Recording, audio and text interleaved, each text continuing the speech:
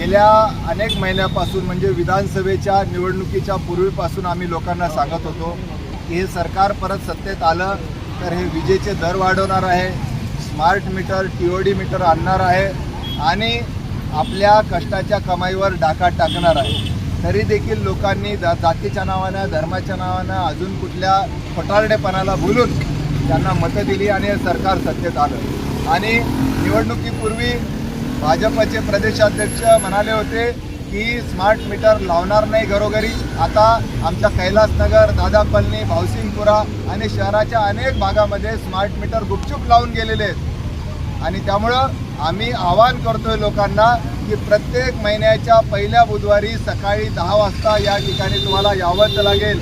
एक वेगळ्या प्रकारचं षडयंत्र आखलं जात आहे की वीज कायदा 2003 अंतर्गतच्या 47(5) प्रमाणे तुम्ही जर एखादा फॉर्म भरून दिला तर तुम्हाला ते स्मार्ट मीटर लावता येणार नाही त्यांना, अशा प्रकारचं खोटं अफवा पसरवली गेली।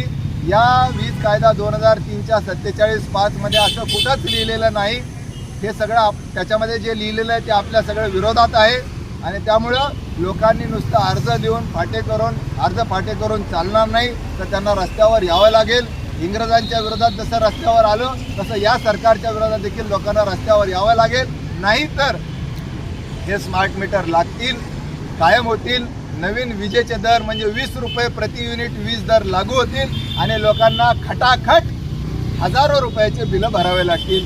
खायला पैसे राहणार नाही, पोरांच्या शाळेसाठी पैसे राहणार नाही, औषधासाठी पैसे राहणार नाही। अहो फडणवीस, जरा दया करा